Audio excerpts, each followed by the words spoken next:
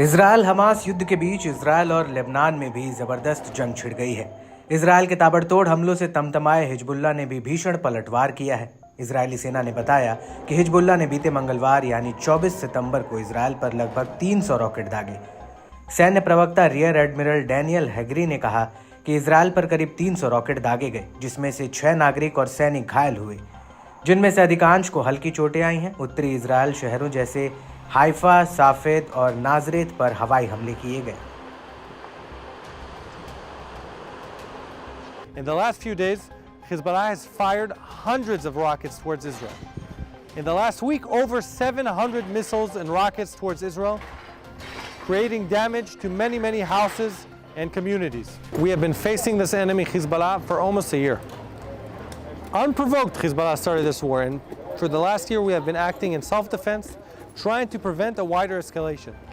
And a wider escalation is not something that has to happen. Hezbollah can stop its fire.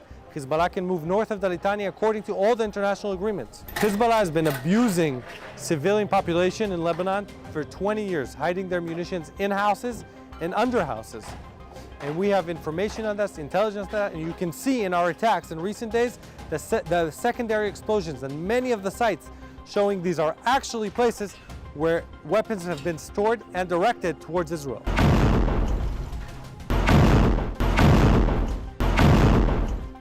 वहीं Hezbollah ने अपने वरिष्ठ commander Ibrahim कुबैसी की मौत की पुष्टि की है। समूह ने बयान जारी कर कहा कि वो यरूशलेम के रास्ते में शहीद हुआ। कुबैसी हिजबुल्लाह की मिसाइल और रॉकेट बल का अतिरिक्त केंद्रीय कमांडर था।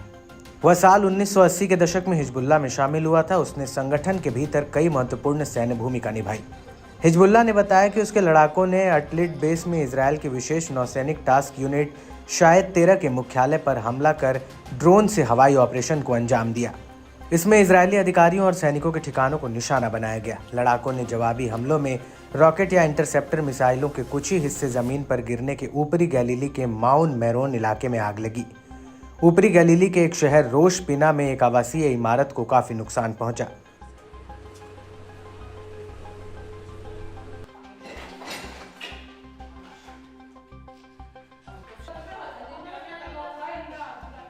इजरायल का लेबनान में सीधा संघर्ष होने से मिडिल ईस्ट में गहराता संकट पूर्ण युद्ध में बदल सकता है।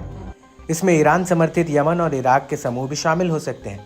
हिजबुल्लाह के हमलों से इजरायल के सीमावर्ती शहर किरियत शमोना में एक लोकल म्यूनिसिपल स्टोरेज फैसिलिटी को भारी नुकसान पहुंचा है।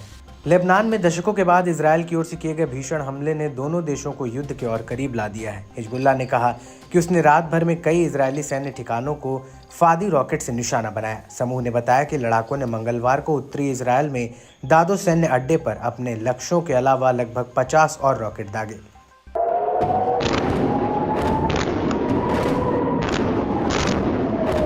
वहीं न्यूज़ एजेंसी एपी के मुताबिक इजरायली पीएम ने लेबनान के आम लोगों से आग्रह किया कि वो हिजबुल्लाह के खिलाफ हवाई अभियान को आगे बढ़ाने से पहले अपने घरों को खाली करने के लिए उनकी अपील पर ध्यान दें। इजरायल का युद्ध आपके साथ नहीं, हिजबुल्लाह के साथ है। बहुत लंबे समय से हिजबुल्लाह मानव ढाल के रूप में इस्तेमाल कर रहा है। एक बार हमारा ऑपरेशन खत्म हो जाने के बाद आप सुरक्षित रूप से अपने घरों में वापस आ सकते हैं।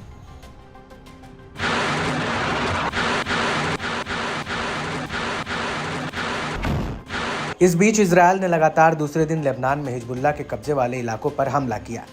लेबनान के स्वास्थ्य मंत्रालय ने बताया कि बेरूत के घोबेरी इलाके में एक इमारत पर हमला होने से कम 6 लोग मारे गए और 15 घायल हो गए। इससे पहले इजरायली सेना ने अचानक से हिजबुल्लाह के दर्जनों ठिकानों पर रात में हमला किया था। लेबनानी अधिकारियों ने बताया था कि इन हमलों में 50 बच्चों और 94 महिलाओं समेत 598 लोग मारे गए और 2835 लोग घायल हुए।